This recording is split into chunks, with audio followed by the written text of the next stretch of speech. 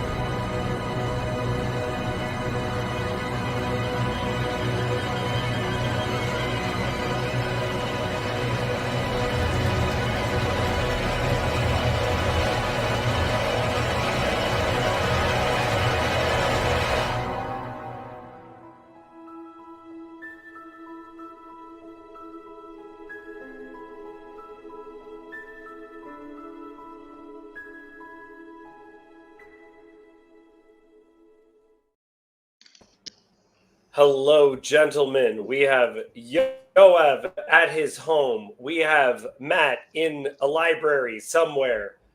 We have a sentient rose bush. And then we have one other person who is watching right now. Wow. This is incredible television. What are you? Oh, those are balloons. Yep. I should have. Yep. Should have. You balloon Okay. even in the If I'm library? if I'm gonna be sitting around for for an hour and a half, I might as well do something productive with my hands. And it takes a shockingly long amount of time to repack my bag. Okay. Hey, Jason, what the hell are you doing watching Oh, when you could be joining, my friend? It's good looking. Jason is somewhere looking very attractive. I think Jason is a good looking dude. Anyway, I feel like that came up on some stream recently. Yoav, how are you feeling? Uh, what's going on for you? Regarding Life? life is good to me. What is the what's the energy like being on the ground in Israel right now? Are people like there were certain times where everyone was negative in Canada, you could feel it. How are people right Uh, Remember, we were on a very extended vacation. First, there was August. Nobody works in August. You go now? to a vacation, and then we had a month of the holiday. That the beginning of the year holidays, and The days of awe, if you will. The days of nobody worked for a month. yeah. And now we're sort of going back to work, So how does one feel after a long holiday going back to work? Well, nice to see the friends again and have a chat. Trying to go over the email, remember how work is being done when it's done. Yeah. And I've been to the home country, that being Malta for my dad. I've been to Malta 3 times in my life, 4 times, and he would always bring us for this festival of for Mary, because there was like amazing fireworks that you could see, and specifically Malta has something called land fireworks, which are exactly what they sound like. They're well, maybe they're not exactly what they sound like.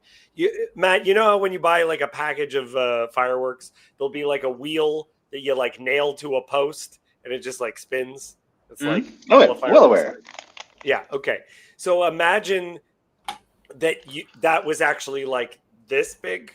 Okay. It's that big, and that there's 20 of those on a larger wheel. So it's wheels within wheels turning with fireworks burning, and sometimes there's an image of Mary at the center. Anyway, this is what the Maltese do. This is how they roll. Mary and fireworks. Yes. I kind of want to get my hands on some of those. They sound expensive. Are they blessed like an icon? I don't know, man. I don't know. But so my dad would always take us for this one festival because he thought it was beautiful. But it's in August. So we would always travel to the Mediterranean in August. And I just remember cooking under the sun. And when I was in grade 6 and we went, I was just so used to not wearing shoes everywhere. Like I just would sometimes run around. I had thick calluses. But man, those roads, we could not, like, we went to the beach and we like left from the house to go to the beach, and it was so hard. We were just like burning our feet just to trying to get down. Yeah. You tried to connect me with your cartoonist cousin. I would love to talk to him. You just make him want to. And Matt, how are you? How are you doing? All right. It's been a week, and then this morning I broke my coffee cup. I'm upset. Okay. I don't know. It is what it is. Yeah. It is what it is. I have to go back to the beach and get a new one. Oh darn. Yoav, can I ask you for 10 seconds to just tell me whether or not you think there will be peace in Israel now? Between the Israelis, never.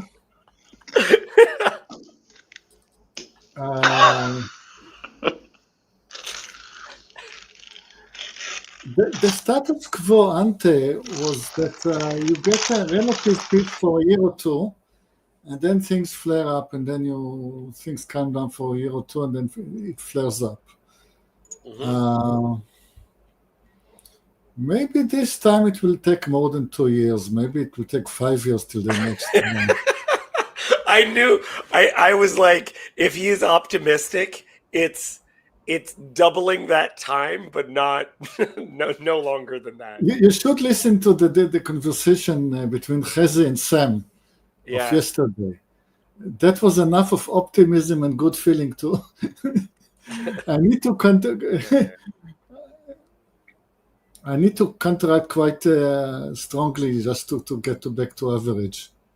I imagine you are not a depressed person, because I've known people who are optimists, and optimists are easily depressed.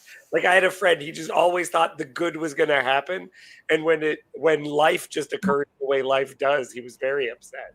But you seem to be always expecting the worst, and I imagine it makes you very happy.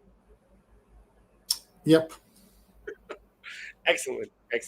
Okay, let's go into our passage of scripture.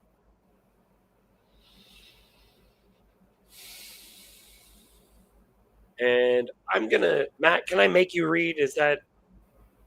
Would you be willing? Would you be willing to put the balloons for but a moment?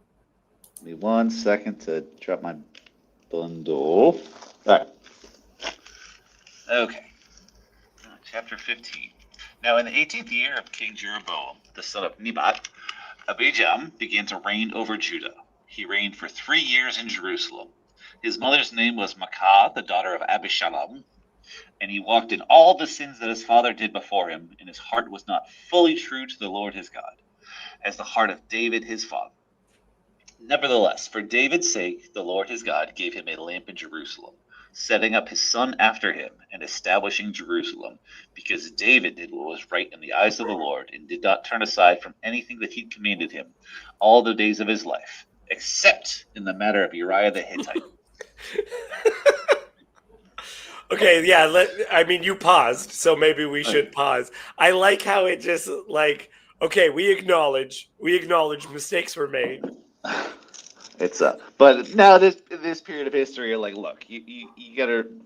The golden age was still the golden age, despite its failures. We acknowledge, and to some extent, you're saying, look, okay, we did have that hiccup, so that you actually make it so that people can't criticize by saying, I acknowledge what you're going to bring up as the negative thing, but besides that, it was a lovely holiday. Mm-hmm. Besides the day it rained, it was a lovely holiday. Yeah. It's been a minute since I've been in Kings. There's all this phrase here, sort of like a stock phrase that gets repeated in the same way that in the North they talk about, did not turn from the ways of Jeroboam, giving David a lamp in Jerusalem. Does that recur? The lamp is definitely part of the promise that God gave. Everything is evaluated by David. You do hear the stock phrase, like David his father, or did not walk in the ways of David his father. That certainly is there, and there's a couple of bits within here that you'll hear repeatedly. Yeah. I know. Just seemed particularly striking, thinking of how the lamp imagery recurs in the book of Revelation, and the threat of removal from community is removing your lamp as well. Right. Yeah, it's an interesting image. Continue. Unless Yoav has why a anything to lamp? say. Why a lamp? What is a lamp?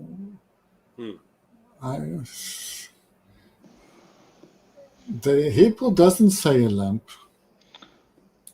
Oh, fun. What does it say in Hebrew? Could be a candle. Yeah, could be, the stuff, oil lamp. Yeah, the stuff, kind of a lamp that you put. It could be an oil lamp. Yeah, but they mean to say a candle. Okay. Eat him a candle in Jerusalem. That's more like it. That's almost more interesting because I mean, are candles liturgical the way that like the lampstands in the temple are? Is that like making a linguistic distinction? It's like there's the expression. If you say about somebody let his candle light, meaning may his memory persist. Okay. Well, that makes sense here because it's in a sense like because like the memory of the good David did is persisting. Yeah. So despite the current failures, the good that David did is continuing to echo down through the generations, despite the fact that we don't see it. Yeah. Like you light candles in a memorial ceremony. That's the spirit. Gotcha.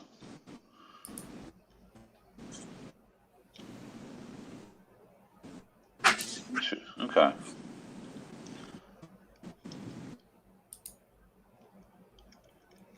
I'm sorry, friends, about that. I was I've bought a house, the first of all houses I've ever gotten. So there's random things that I have to answer at this time.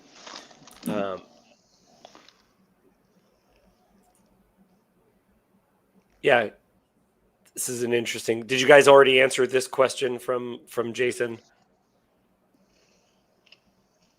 No, it's just that when I read the lamp, I mean, it takes me time to remember that it was actually a candle. Because I'm modern. I mean, okay, lamp. But what about a lamp?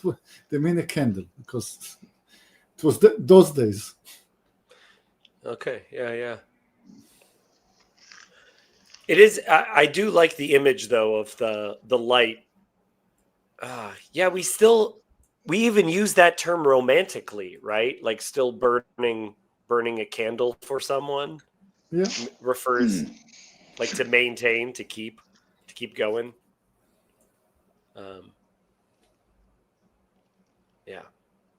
Okay, Matt, can we get you to continue reading? Sir. All right. Now there was war between Rehoboam and Jeroboam all the days of his life. The rest of the acts of Abijam and all that he did, are they not written in the book of the Chronicles of the Kings of Judah? And there was war between Abijam and Jeroboam. And Abijam slept with his fathers, and they buried him in the city of David. And Asa his son reigned in his place. Okay, good stuff. So this is without a doubt an expression that's seen over and over again. Slept with his fathers, and they buried him in the city of David. Part of the importance of that is for the people who will not be buried in the city, where something happens and the remains aren't gathered. That is especially significant. Yeah, you don't see that in the north because dynasties keep turning over in a pretty frequent pace. I think the most anyone gets is on the throne is 4 generations in the north, I want to say. Yeah, that sounds right. Mr. Sartori, thank you for joining us. Yep. What happened so far? We went through doing something. Yeah, we went through one of the bad ones, not like David, and we're just about to hit Asa, one of the only bright spots. One of the only bright spots. Oh yeah, I think I was on my way to South Estuary last week. You guys had it last week, right? Yes, we did. Yes. Yeah, so I missed it. I was out of the flow of things. I'm glad you were able to go to one of the conferences. I'm disappointed it wasn't the conference I was at. Well, I feel like you went to the one that was the conference for extroverts, and Okay. I don't know if I would have. I don't know if it would have been the maximal experience for me. So Okay. I wasn't it also like a more Grail country yeah, it was all like hippie woo guys. Yeah. So that's relaxing to me. Like that's like, you know, I just I know that they're gonna say weird stuff ahead of time. I'm not shocked by it. Yeah, I yeah, can yeah, just yeah. and it's almost like these people are so happy. It doesn't matter that what they say might seem like nonsense in some ways. Like I know that they are coming from the right place, whereas like with some of those other guys, I'm just always like, I don't know. Can I trust these people? I'm not sure. So Interesting. Very interesting. Kirk, welcome. Would you like to read for us? Sure. Starting in the 20th year. Yes, yes. In the 20th year of Jeroboam, king of Israel, Asa began to reign over Judah, and he reigned 41 years in Jerusalem. His mother's name was Maacah, the daughter of Shalom, and Asa did what was right in the eyes of the Lord, as David his father had done. He put away the male cult prostitutes out of the land and removed all the idols that his fathers had made.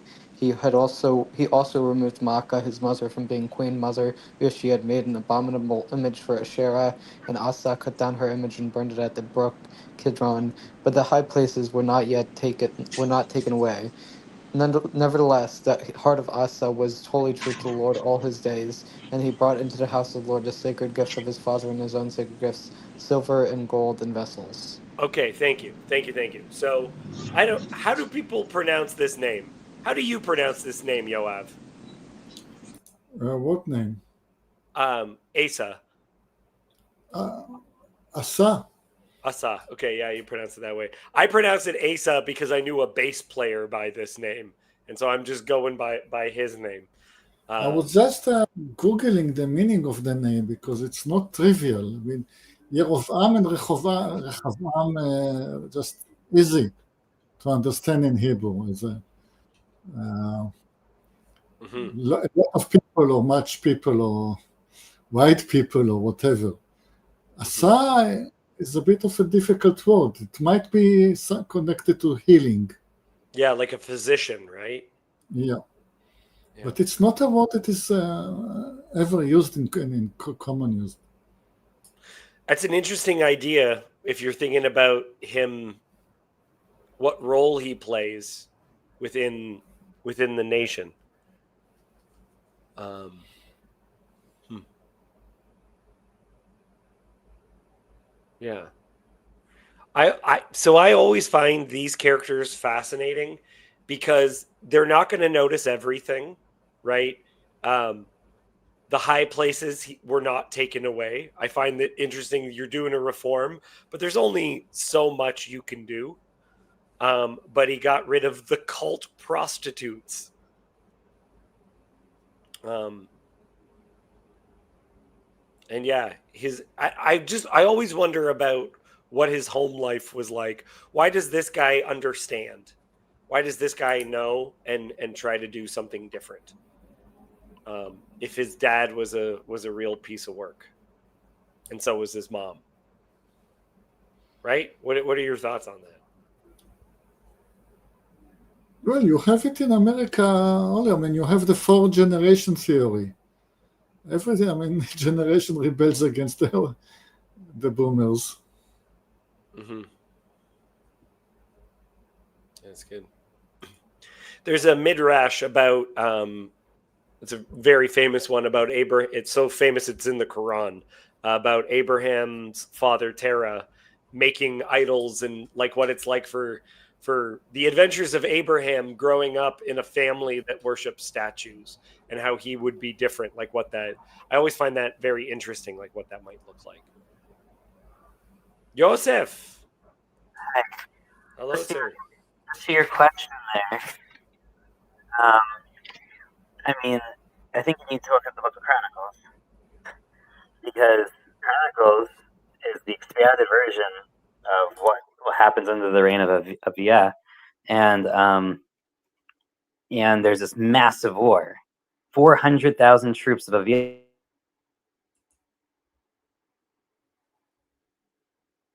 Oh, can anyone else hear him? I cannot. He's This is all in like 2 Chronicles 13, I think. So I think there's that sort of might give some basis of like why his son goes in a very different direction. And it's interesting because there,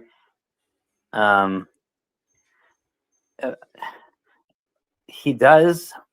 He mocks the idolatry, like Avia, right, the father who allowed idolatry according to the Book of Kings, and Chronicles, like does mock the idolatry of the Northern Kingdom, specifically of Beit El, as being false. But then he, like, when he captures the city, he doesn't destroy the shrines that he was mocking. So there's like something weird there where like he had the power to actually stamp it out. He like doesn't, at least in words, agree with it, but then his actions didn't really match his words. It's like the guy that said no, and he wasn't going to throw the ring into the fire there. Lord of the Rings.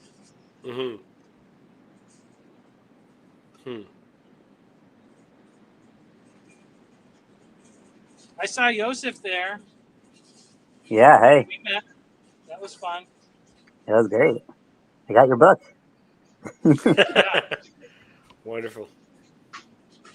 So one way to read Asa is, in some sense, what his father said in words but did not do in deeds, Asa is actually doing in deeds. Right. Like he learned the words of his father and he's not repeating his actions or whatever phrases from the Testament.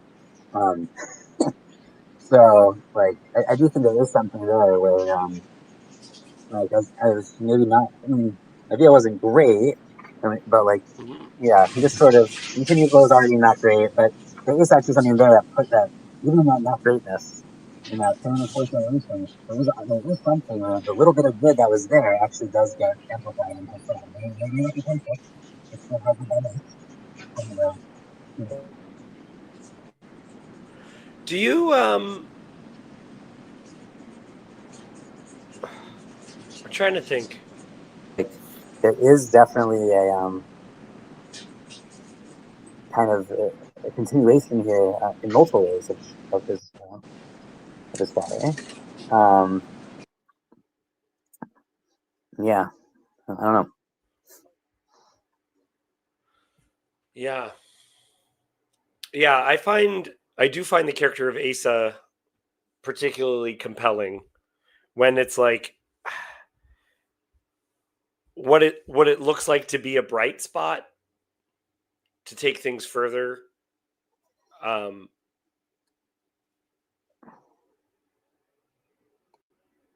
Yeah, I really, really admire the characters who do anything good in these times.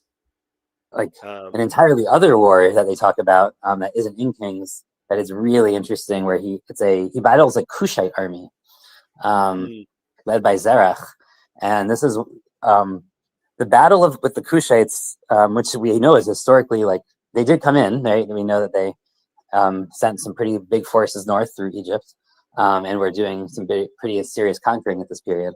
That's going to become an image that's used in militaristic metaphors by the prophets from then on, right? We're going to have this idea of an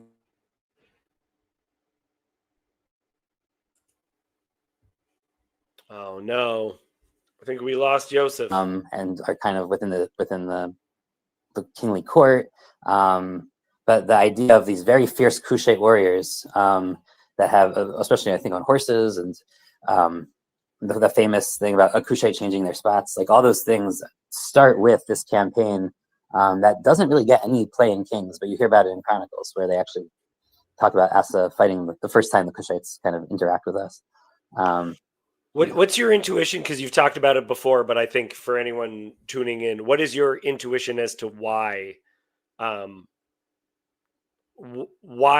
condense it in Kings?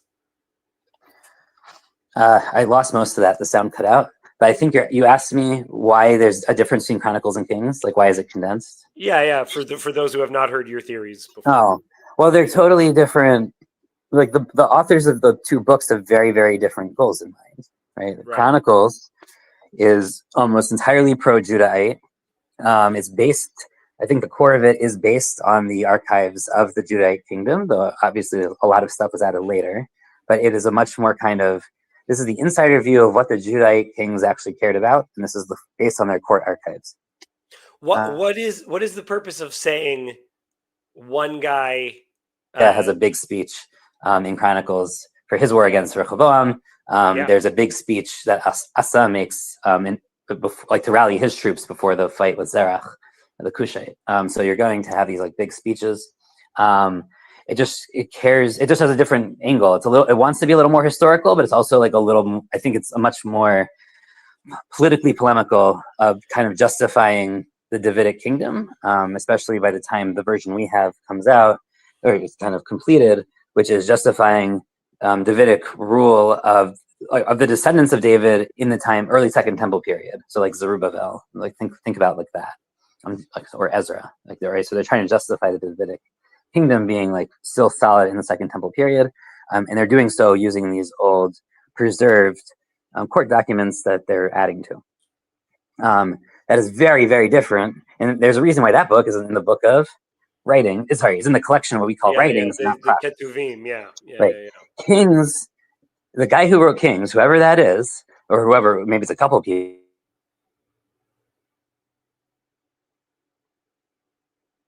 In fact, multiple times as a source sometimes, but he is that author is much, much more comfortable criticizing both sets of kings, North and South, for failures.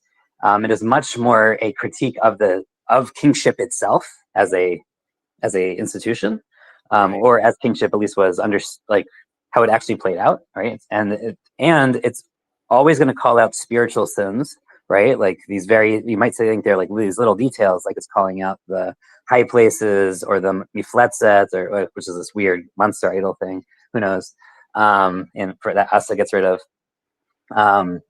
It's going to focus on the spiritual sins, much more than Chronicles does, and it's clearly written with a theological polemic in mind, as well as kind of an anti-monarchical polemic. So it is much more, and for us, that's why it's included in the prophets. Right? This is a book of prophecy because this is a prophet, and the prophet's role in ancient Israel, at least, is to use his position within the court to critique the court. Right? Like he is one of the checks and balances, and that is very much what this book as a whole is attempting to do: is serve as a check and balance on monarchy in many ways. Whereas, to oversimplify, Chronicles has a little bit of Judah. It's pro-Judah monarchy, anti-Northern Kingdom, whatever. It doesn't have a problem with monarchy itself. It has a problem with the Northern Kingdom and the enemies outside of Israel, of course. So, yeah. Okay, good stuff. Okay. I have a question for Yosef. Mm-hmm. What is the monster? What is the mifletzet? What is the mifletzet? That's a great question.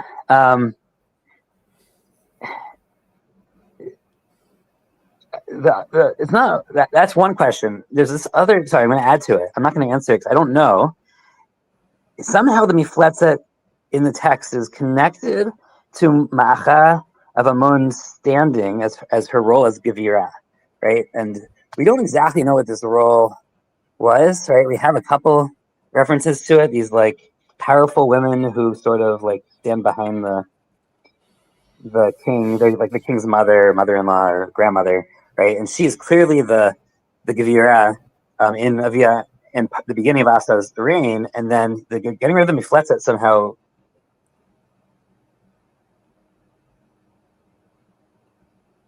It's always when he's about to say something amazing. Probably Phoenician or Ammonite culture that to understand part of this, but somehow it's tied to to her and her role in the government, or in the spiritual government of Israel.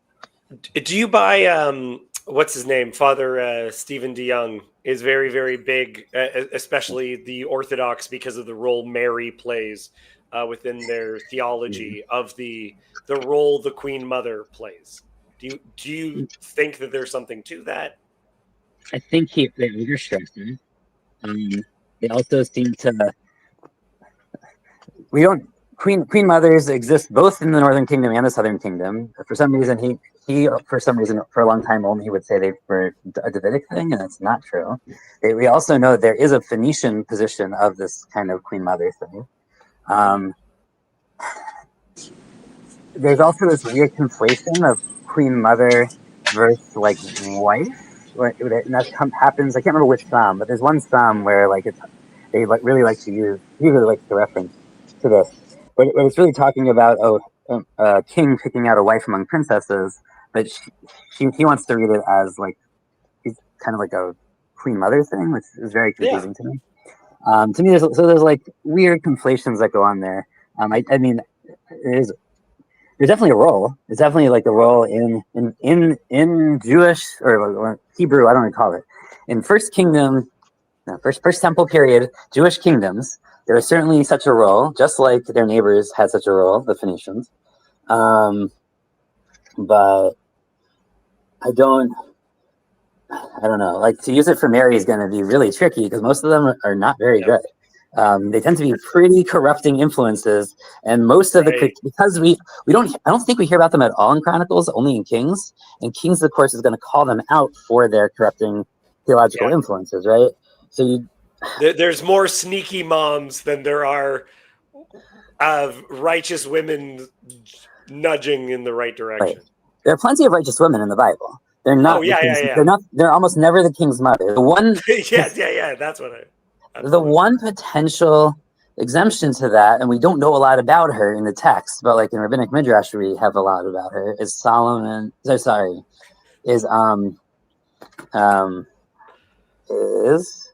Yeravam's mother, who is also an Ammonite. But there's a very big idea that she is like Ruth, basically. So just like Ruth kind of redeems the Moabites, this concubine from Ammon of Solomon sort of redeems the Ammonites. But then of course she's followed by Ma'acha, who's this awful Ammonite influence. So it sort of self-negates. Yeah. Excellent. Sartori, I feel like you wanted to say. Yeah, go. What about the theme of overbearing Jewish mothers that I get from sitcoms? Is that accurate? That is pretty accurate to the biblical text. Yeah, it's right there, man. It's literally. I mean, what basically what this is he's overthrowing his overbearing mother, right? That's what this little line is in chapter 15 here. That's one of the bits of the Gospels that I read is so Jewish, when it's just Jesus, do you not see how you stressed out your mother and I? It is appealed directly that you've upset your mother greatly when he walks away, and I love that. It's just a little, yeah. Okay, let's go back to the text. Boom.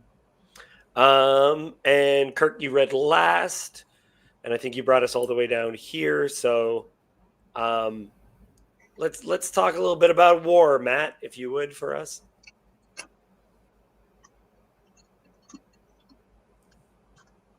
Oh, I gotta. There it is. Found.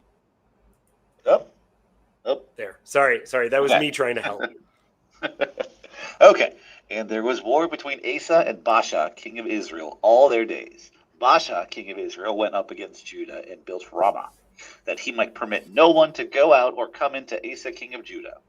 Then Asa took all the silver and the gold that were left in the treasures of the house of the Lord, and the treasures of the king's house, and gave them into the hands of his servants. And King Asa sent them to Ben-Hadad, the son of Tabrimon, the son of Hezion, king of Syria, who lived in Damascus, saying, "Let there be a covenant between me and you, as there was between my father and your father. Behold, I am sending to you a present of silver and gold. Go, break your covenant with Baasha, king of Israel, that he may withdraw from me." And Ben-Hadad listened to King Asa and sent the commanders of his armies against the cities of Israel, and conquered Ijon, Dan, Abel Bet Makkah, and all Kinneroth, and all the land of Naphtali. And when Baasha heard it, he stopped building Ramah, and he lived in Tirzah. Okay, let's pause there for 1 second. First of all, it wasn't a present; it was bribery in the Hebrew text. Clearly pronounces bribery. Beautiful. Oh, okay. So they don't even like gloss over the language at all. It's graft and corruption. Filthy lucre. Is bribing? I mean, yeah. It's not. You're not bribing like a judge here, but you're Right. getting the other army to attack. Yeah, I'm bribing them. It conveys more of a notion of payment than as a hey, I haven't seen you in a while. Here's a fun present because I was thinking of you.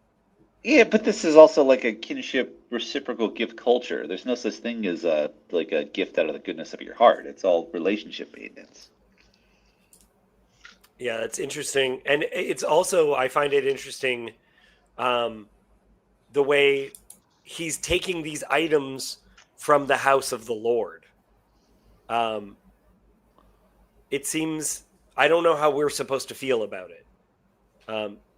It took all the silver and the gold that was left in the treasuries of the house of the Lord and the treasuries of the king's house and gave them into the hands of his servants.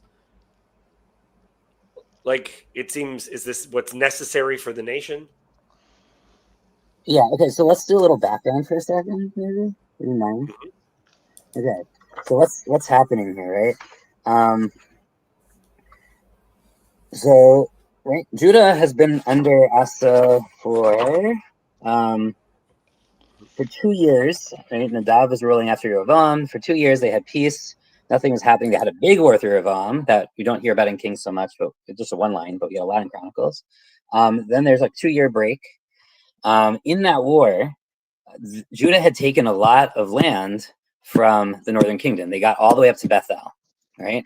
Before that, that's like, I can't remember. That's like 20, 30 kilometers in though. Like that's a significant amount of land that they've taken. And Bethel becomes the southern border, like during that war, but it wasn't initially the southern border. Ramah is much closer to Jerusalem. It's only 9 kilometers from Jerusalem.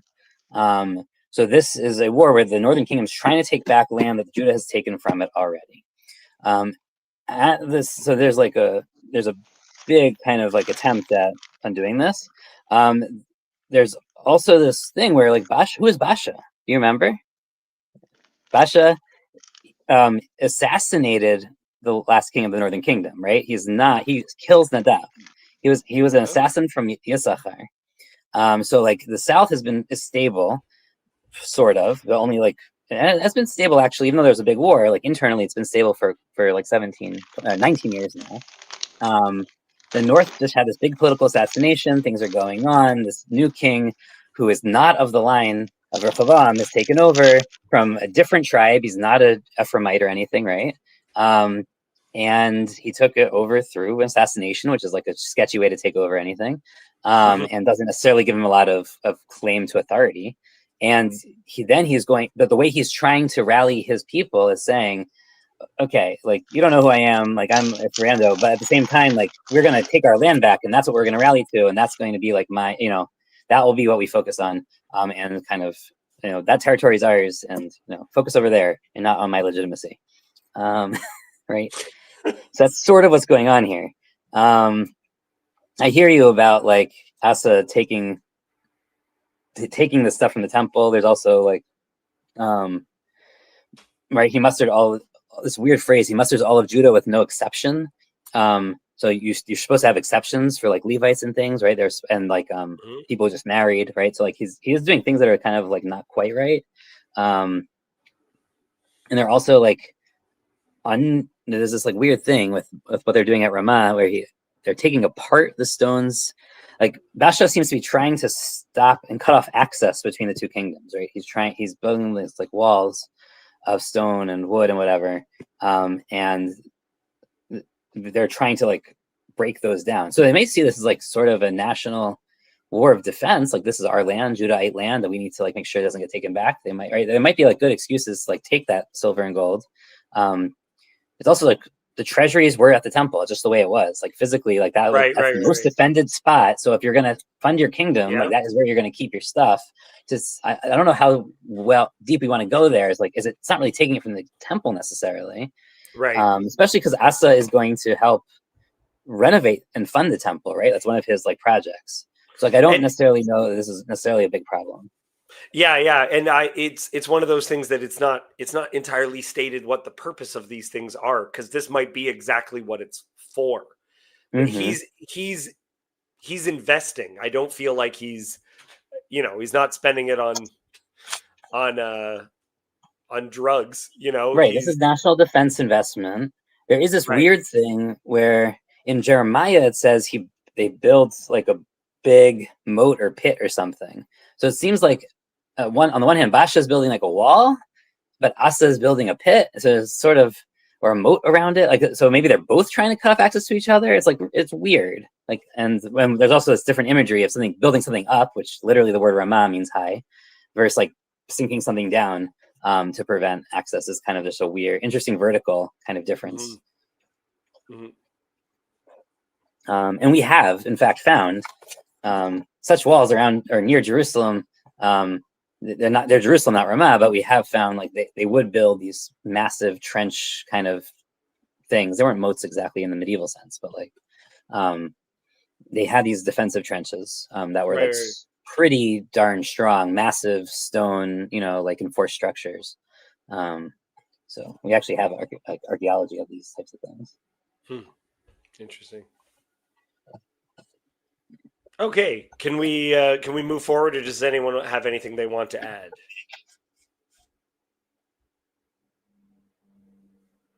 Okay, then Kirk, I'm gonna ask you to read from verse 21, if you will. And when Baasha heard of it, he stopped building Ramah, and he lived in Tirzah. Then King Asa made a proclamation to all Judah, and none was exempt, and they carried away the stones of Ramah and its timber, with which Baasha had been building, and with them King Asa built Geba of Benjamin and Mizpah. Now the rest of all the acts of Asa, all his might, and all that he did, and the cities that he built, are they not written in the book of Chronicles of the kings of Judah? But in his old age, he was diseased in his feet, and Asa slept with his fathers and was buried with his fathers in the city of David, his father, and Jehoshaphat, his son, reigned in his place. It's Jehoshaphat, who's famous for jumping. Yosef, I laughed the first time I was reading through. No, it was this. Like the third time I had read through Kings, I laughed when I got here because I was just learning about Hebrew euphemisms. What is the disease he got in his feet? Is it just that he got trench foot? He had gout. What happened to the man's feet? Is there some sort of any kind of midrash? I don't know if you're talking, I can't hear you right now. Sorry. Yes, there are. So it's not a euphemism generally. None of the commentaries actually, I know, take it that direction. It's just it was very early on, and I liked the idea of he was a really good king. He did get the clap when he was older, but he was a good king, except he incited Ben-Hadad to take like half of the territory of Israel, right? Like and I think like. There's this weird thing, this ambiguity. Like, why doesn't the text critique that? You think it would say, like, hey, maybe, like, yes, what Asa and Baasha did, like, to cut passage off from each other, and this like having this war for like whatever 20 years or 25 years, whatever it was between them was like bad. But there's not really a critique in this text of Asa, and it seems pretty positive, except this one thing, right? Like, and in some sense, it might be sort of symbolic of like two different things. One, when he mobilizes all those people to war, right? So soldiers, Anshe Regel, right? So like there's a play there with kind of a foot soldier and like over mobilization, sort of, which is being critiqued. That's one way to take it. And you see that in the Talmud, for instance, saying that he should have given people exemptions. There's another place that takes it a little differently, which is by sort of inviting a foreign kingdom to turn on its ally. Always reliably when he's getting to the point. Like that, he's basically like shooting himself in the foot, right? Because like it's going to start a pattern in history that's going to be very dangerous for both kingdoms. And maybe he shouldn't be, So I really like the fact that we have this metaphor shooting yourself in the foot in English too, because in some ways, it just works like that. Like, so the critique is very subtle, and it's like, yeah, maybe this time it was okay, but like, what have you started? Like, you've hurt something in your very foundation by like starting this pattern. And we can say, like, did he really start the pattern? There's sort of already like a lot of foreign intervention appeal in the Solomonic and Yerovam kind of back and forths. So maybe like we shouldn't put too much on him, but he's certainly not making it better.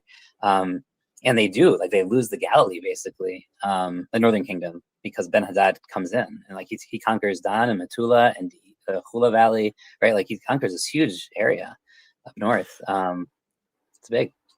I want to bring in this comment that Matt was making Yes. and ask your thoughts on it, because trenches are known to be bad for the feet. It is an interesting point. I've never seen it connected before, but I could, maybe. I don't know. Yeah. Matt, do you have any idea how high a praise that is coming from Yosef? No, I like the idea. It's cool. It could be trench foot from like, if we're just going to go from kind of a, science explanation. That's very possible. It is also interesting because there's a very famous verse. I think you guys probably know it too, because I think it's quoted in the New Testament. Not that you wouldn't read our Bible, but in Jeremiah, right? A voice is heard in Ramah. Rachel is crying for her sons who are no more, right? So this is that Ramah, right? This is the Ramah. There's kind of a question of why does it call out Ramah in that verse? Like, it's not like a city that gets a lot of other attention.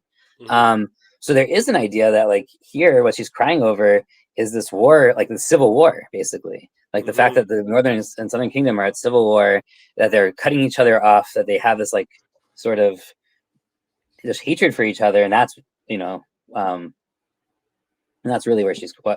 And that it's total, right? She's crying for her children who will never return. And Rachel's children herself are split north and south. Sort of. Ramah is in Benjamin, so like it's in a Rachel territory, but Benjamin does go a little further north than this. Usually, whether Benjamin is north or south is kind of a big debate, honestly. It's the border lands, and like it's very clearly northern in like the Saul stories and in the original kind of beginning of the David story. It's certainly after the destruction of the Northern Kingdom, Benjamin just becomes part of the Southern Kingdom, like it's Judah. Like Benjamin gets destroyed partially, but like a lot of people from the north end up in Benjamin, and like the territory that's left becomes Judahite, and like it's certainly part of the Judah kingdom during like the destruction of the temple and kind of into the early Persian period, where like the Gedaliah, right, the last kind of Jewish governor of the province for a long time, like he is based in the capital Benjamin, because Jerusalem is destroyed, right? So like there's a point where it transitions. It's not always clear, and to me at least, like where like Kings and Chronicles, like how they divide, like when Benjamin starts getting considered more southern. we can talk about it. I asked, yeah, like it seems like it wasn't, and it's not like it's always switching sides. It's just like where the border is just keeps moving. Like in this piece, right, where Ramah and Beit El are kind of these fighting zones, and Benjamin has cities in those zones. I imagine a lot of people outside the cities were devastated. I'm not sure how. Like, there's probably a lot of destruction. There's probably a reason why most of the Benjaminite places are fortified cities, because there's war, for probably at least 30 years between two different kings, right? These multiple civil war rounds in this period at least. So they, yeah. Question: did Aram Damascus conquer the north of Israel, or was it just a raid? I believe it was conquest, because they try to take it back at some point. So I think they do actually take it, and it has to be reconquered, if I remember. Now that may not be the whole territory, but I'm pretty sure so at least some of those cities are like theirs after this point, for a while. Right, we're gonna have a couple of Ben Hadads. Like, we don't know if they're the same or children or grandchildren. Right, they're gonna keep using that name, but he's gonna keep coming back, and they do seem to have actual territory though. Yeah, all the way to 20th century Lebanon. Yeah, basically, and southern Syria, but yeah, Aram Damascus is clearly more Syrian, but the other side of the Lebanese anti-Lebanon mountains. Mm-hmm. Okay, we got two more little kings to cover, so let's get through it so that we can say we did the chapter, shall we? Skankenstein. Yep. Okay. Give us a Nadab. Yep. Nadab, the son of Jeroboam, began to reign over Israel in the second year of Asa, king of Judah. And he reigned over Israel 2 years. He did what was evil in the sight of the Lord and walked in the way of his father and in his sin which he made Israel to sin. Baasha, the son of Ahijah, of the house of Issachar, conspired against him, and Baasha struck him down at Gibbethon, which belonged to the Philistines. For Nadab and all Israel were laying siege to Gibbethon. So Baasha killed him in the 3rd year of Asa, king of Judah, and reigned in his place. And as soon as he was king, he killed all the house of Jeroboam. He left to the house of Jeroboam not one that breathed until he had destroyed it, according to the word of the Lord that he spoke by his servant Ahijah the Shilonite. It was for the sins of Jeroboam that he sinned, and that he made Israel to sin, and because of the anger to which he provoked the Lord, the God of Israel. So we've gone backward in time now, right? Because we had a story about Baasha fighting already, right? But now we're going back and explaining Baasha's backstory. But to do that, you have to say who Nadab is and who Baasha is. Yeah. Yep. Yeah. It is very interesting to examine this from the perspective of seeing how God is using people that he doesn't particularly like to accomplish what has been promised and what's necessary. There's a justice that's coming out in these stories, but you have to pay attention to see it. Yeah, but it's also interesting because there's you have to kind of keep going a little further into the next chapter. But like Baasha, he's doing the thing that the prophet said, but actually later it's going to say he didn't actually have the right to do these things. He wasn't the right person. Yeah. So he's going to sort of get in trouble for this, and like also sort of have the same sort of ending to his story, because he did what he shouldn't have done, even though it was what the prophet said. It's like, is God working through people he doesn't like, or are people thinking that God's working through them? Yeah. Well, because it does sort of like the David continually sparing Saul despite being granted Saul's kingship. It's the not seizing providence into your own hands. But we are told that this is fulfilling what God has said. And the way that I compare it, like when I was studying this passage leading up to this week, one of the things I was thinking about was my brother, right? Is where like a sibling will be put in charge temporarily, but they take too much authority to themselves, right? Like my brother used to beat me up a little, right? So you'd get okay, I deserve to be punished. I broke the rules of the house, but not to this extent and not actually fully by you. You were supposed to hand me over for punishment, not for you to do it yourself and not to do what you did. Yeah, well, if you remember back when I was commenting a little bit on these streams on the Book of Ruth, and commenting sort of meta, commenting on the New Testament, there is this like thing where people like think that the Bible's talking about them, and they try to live out that story as opposed to kind of just like their own lives. They try to see themselves within the Bible, and that usually doesn't end very good.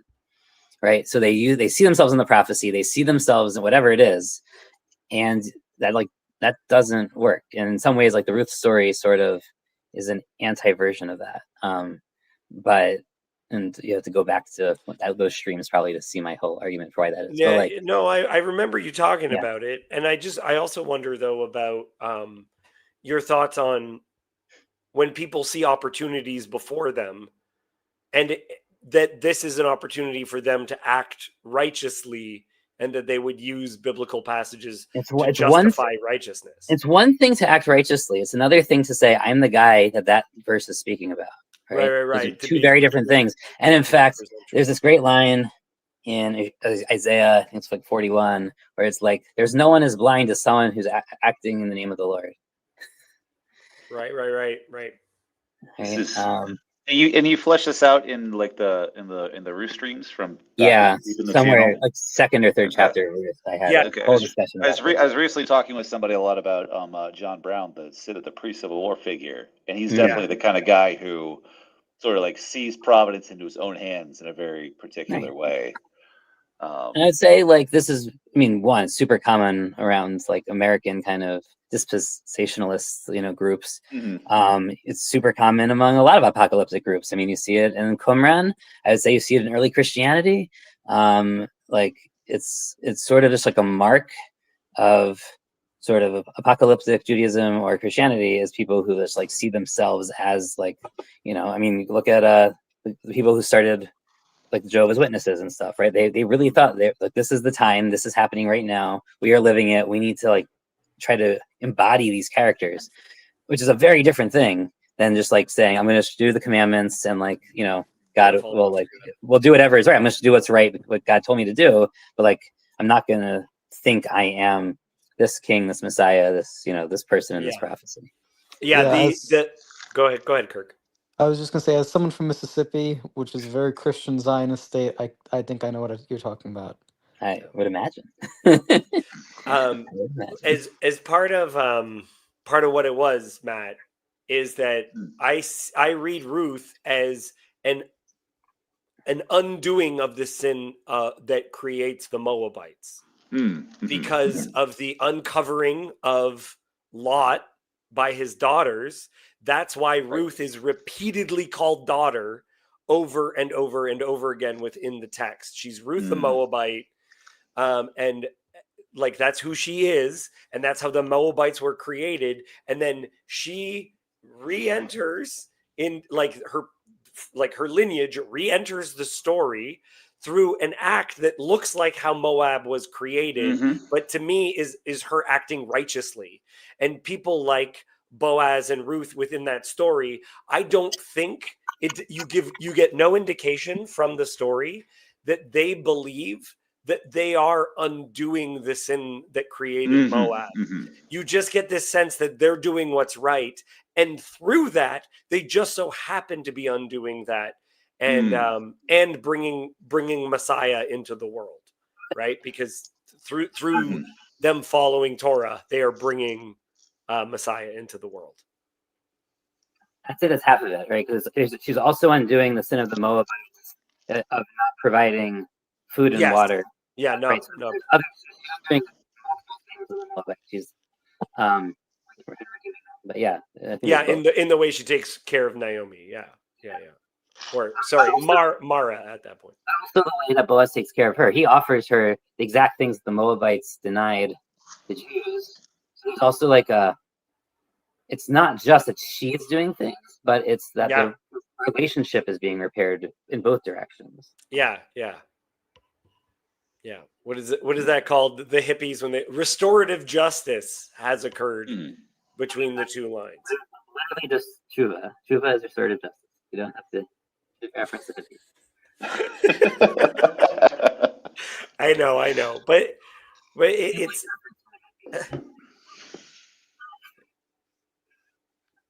okay. Let's get back into it. I can't remember. Did I just ask Matt or did I just ask Kirk to read? You asked that. I think we finished. No. We have to. We still got this little end bit. Okay. So will you read for me? Turn. Yeah, Kirk, from 31 all the way to the end. Yeah. Finish Now this. the rest of the acts of Nadab and all that he did, are they not written in the book of Chronicles of the Kings of Israel? And there was war between Asa and Baasha, king of Israel, all their days. Baasha reigns in Israel. In the 3rd year of Asa, king of Judah, Baasha, the son of Ahijah, began to reign over all Israel at Tirzah, and he reigned 24 years, and what was evil in the sight of the Lord, and walked in the way of Jeroboam and in his sin which he made Israel to sin. Okay. I don't. And then Does anyone have any comments on this?